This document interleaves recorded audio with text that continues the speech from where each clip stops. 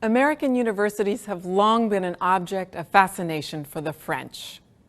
With their vast yet self-contained campuses dotted with ivy-covered brick buildings, complete with modern equipped classrooms, laboratories, and sleeping and dining quarters for students, American college campuses stand in stark contrast to French institutions of higher learning, which are intricately integrated into the urban landscapes of France's cities and pay scant heed to any extracurricular activities that require student centers, sporting fields, gymnasiums, or Olympic-sized pools.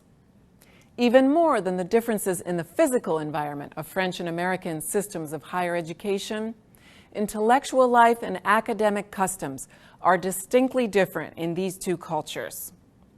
Two typical French views about American universities are that they are intellectually isolated and politically apathetic, and also that they are socially elitist, while at the same time culturally egalitarian.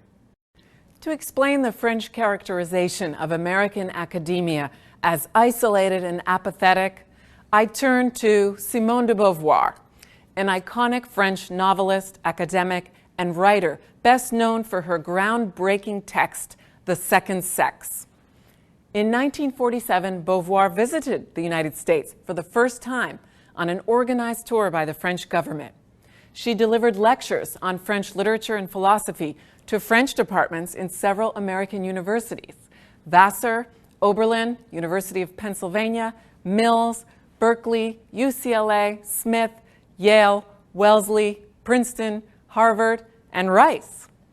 In the book she published after her visit, America Day by Day, Beauvoir made many compelling observations about the U.S., about American women and relations between the sexes, about conformism, and about race. But because she was an intellectual, her most interesting commentaries concern American academic and intellectual life. Beauvoir was struck most by the intellectual isolation and political apathy of American professors and college students. To understand her point of view, let's look at the concept of the ivory tower, which has come to describe the modern American university with its campus culture that is unknown almost anywhere else in the world, though now being replicated in unlikely places such as Georgetown in Qatar and NYU in Abu Dhabi, two of my alma maters. The ivory tower has become a metaphor for a highly specialized and insulated approach to learning and research that is disconnected from world affairs and daily life. In the US, for example, many professors and students do work and live apart from the hustle-bustle of their cities and towns. They spend most of their time in ivy-draped campuses where they are segregated into disciplinary silos and closeted in front of their computers. Grade-conscious students are focused on their 15 credits per semester. No one has the time or the will to initiate or even attend political debates, rallies, or street demonstrations about important issues of the day. Often, in fact, many of those populating campuses are completely uninformed of world or even local affairs because they are too preoccupied with their research to even read the newspaper or consult other media. Simone de Beauvoir saw such ignorance and apathy on the college campuses she visited in 1947, and she thought it was deplorable. Why?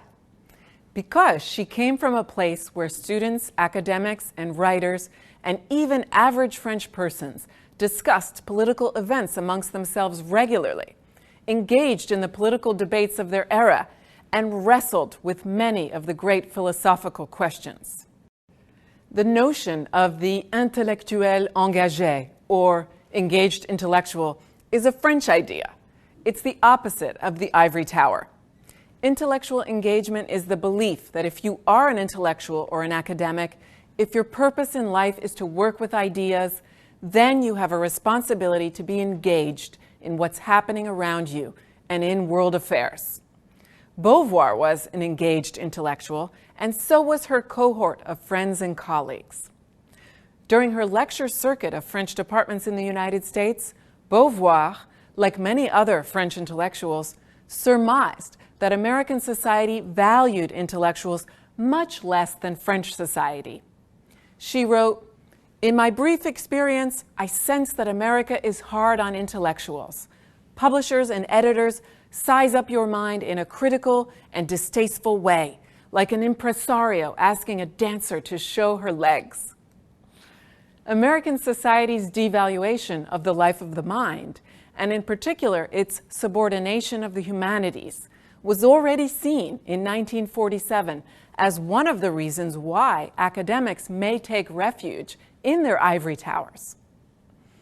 By contrast, the 2002 death of French sociologist Pierre Bourdieu was a national event in France. And in 2006, a new Parisian bridge crossing the Seine River was named after Simone de Beauvoir. How many American bridges are named after intellectuals? Another common French view of American university life is its seeming contradiction between elitism and egalitarianism. Let's start with elitism. Sticker shock cannot even begin to describe the effect on French people when they learn the price of tuition at a 4-year American college or university. Of course, many Americans are dismayed at the cost of higher education in their own country. But let's look at it from a French perspective so as to benefit from the distance. There are no private French universities to speak of. Yes, there are hierarchies of good French universities that are highly competitive in their admissions and less well-reputed ones. But they all cost about the same amount of money. That is, 200 euros per year in fees. Such affordable, indeed practically free, education up to the highest levels of master's and doctorate is considered a universal right by all French citizens. So when they learn how American higher education is only available to the small minority who can afford it, or to those lucky few who win scholarships, or, most commonly, to those who indebt themselves heavily to obtain a degree, they can rightfully conclude that American universities are socioeconomically elitist. By the way, nearly all European systems of higher education offer the same model of free access as France. At the same time, many French people notice a surprising paradox about American university life. They are amazed at the casual and egalitarian relationships between American students and professors. Open-door policies for office hours, classroom discussions that value student opinion as much as the professor's expertise, and extracurricular social interactions between faculty and students are simply not the norm in the more culturally hierarchical French structures of higher learning. To conclude, let's return to how different societies determine the role that intellectuals should play in society. Please remember that both models of the ivory tower and the intellectuel engagé exist in both France and the US. We shouldn't go too far in distinguishing them by country. Many American intellectuals are, and believe they should be, engaged in the world around them. And many French academics work in narrow research fields without bringing their expertise to larger questions beyond their professional interests. We don't want to stereotype these two academic cultures, but there are historical roots behind their differences. And what about all of you students taking this course? By the very fact that you are enrolled, you are intellectually engaged. You may not have known that you are a member of a long-standing French tradition. In the next and final chapter of America Through French Eyes, we will look at the strange and spellbinding concept of America as hyper-reality.